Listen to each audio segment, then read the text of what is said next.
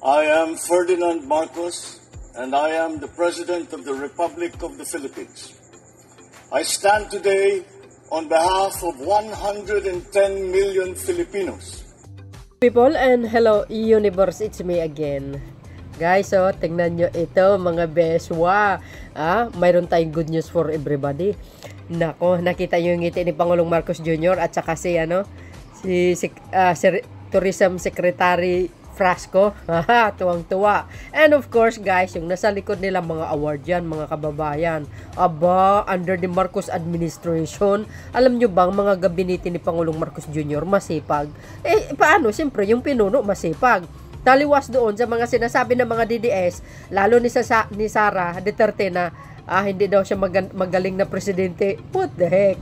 Kumusta naman kaya siya, no? Oh, grabe, galing nila mang baliktad, no? Antindi, ha? Sabi po dito guys, basahin ko lang sa inyo. Ito sa post ng ating mahal na Pangulong Marcos Jr. The Philippines has once again made it more on the global stage, bringing home 8 prestigious honors at the 31st World Travel Award. Oh, yay! Congratulations, Philippines! Oh, guys, under the Marcos administration, I think more blessings to come, this administration, because our president is super bait. Hindi pala away, no?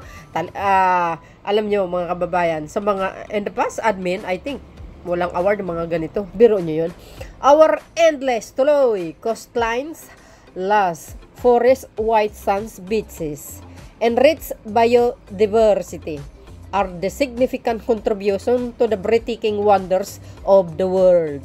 But none more so than the happy disposition, genuine kindness, and heartfelt warmth of the Filipino people. Ay, congratulations mga Pinoy, mga Pilipino sa buong daigdig. Hello.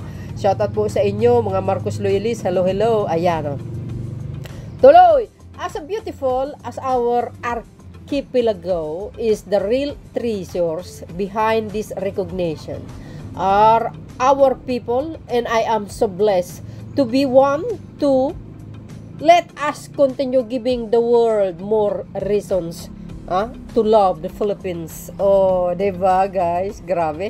Ito no October 18 dito nahuli lang ako. Ayan nakikita nyo guys yung mga ano dito, award. Grabe. Ang galing, no? Congrats sa atin lahat naman, mga kababayan. Sa totoo lang, biro mo 7,000 plus na islands, ang daming magagandang views. Yung White Sand, of course, ang ating Boracay, and the rest, marami guys na magagandang tanawin sa Pilipinas. Kung masipag ang mga nagta-travel, iikutin nila. Nako, marami talaga mga treasures, no? Hoy, nako, mga besya. Ito, 31st, ayan, World Travel Award Asia and Oceania 2024. Oh my goodness. Ayan, shout out sa inyo mga best. Ano kaya guys ang kapalagayan nyo? Siyempre masaya. Now, basahin po natin dito guys. Basahin po natin dito. Yun mga kababayan, basahin natin yung mga awards na nakuha ng Pilipinas. Matindi ito guys. Congrats, once again, congratulations sa ating lahat. Ayan 8 ito mga kababayan, ang dami. Basahin natin ano ito. Number 1, Asia Leading Beach Destination 2024. OMG, Boracay, Palawan, marami pang iba. Ang dami kaya magandang beach sa Pilipinas. Wow, 7,000 plus mga bes. Pinagmamalaki ng ating mahal na Pangulo yan sa kanyang speech. Dito po guys sa Asian Summit, no? So dahil dito mga kababayan, isus nako, sa Boracay natin, number 1 Pambato yan, ano? Number 2, Asia Leading Dive Destination. Once again, congratulations po sa ating lahat, mga kababayan. And pangatlo, Asia Leading Islands Destination 2024. OMGs, diba? Alam nyo guys, napaka the best ang Pilipinas. That's why maraming mga tourist na pumupunta dito. Alam nyo guys, no? Why maraming maraming tourist na pumupunta sa atin. Bakit? Isa sa nakakatulong mga kababayan, yung mga vloggers na mga foreign, pumupunta sa Pilipinas, no? Tapos binablog nila yung mga islands natin, yung mga magagandang tanawin. So I think through those vloggers, foreign vloggers guys, talagang naiingganyo yung mga ibang lahi kaya pumupunta sila dito. O, di ba? O, ito pa, number 4. Asia leading luxury islands destination, OMG. 2024, OMG. Yayamanin mga bes, bigatin. Leading luxury islands. OM goes, no? Congratulations sa atin lahat mga kababayan. Di ba kayo natuwa? O siyempre ako natuwa ako. Under the Marcos administration, actually. Past administration, mayroon bang ganito? I think wala no? Sabi ko sa inyo, pag mabait ang pinuno, maraming blessing na dumarating yan sa kanyang administration. Dito dahil kasi itong Pangulo na ito napakabait mga kababayan. Kaya more blessing to come sa kanyang administration. Tuloy! Asia leading marketing campaign 2024.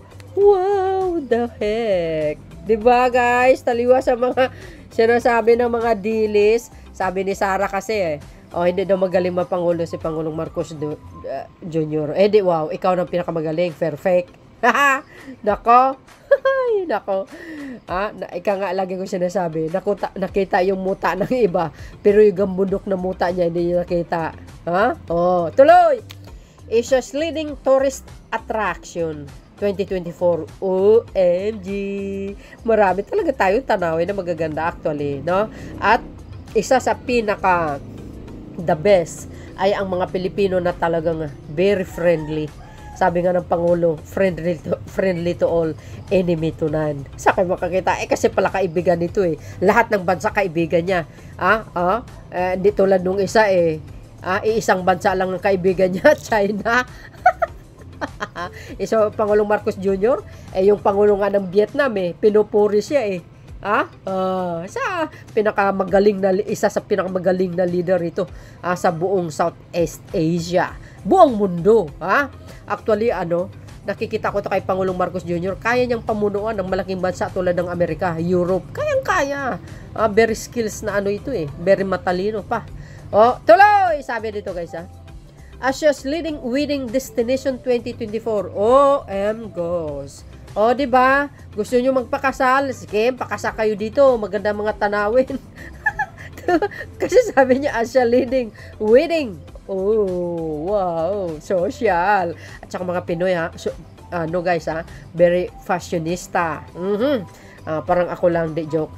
Tuloy, sabi dito guys Transformational Leader Award in Tourist Governance 2024. What? Grabe, galing naman. Congratulations, Secretary Frasco. And of course, sa ating mahal na Pangulo. Guys, alam nyo, si Pangulong Marcos Jr., mga gabinete niya, mga sekretary niya, ang sisipag. Sa totoo lang. Di tulad yung mga nakaraan. Kaloka. So, yun guys, maraming salamat sa inyong watching. See you again on my next upload video. Basta ako natuwa ako at masaya. Congratulations, Philippines! Babus!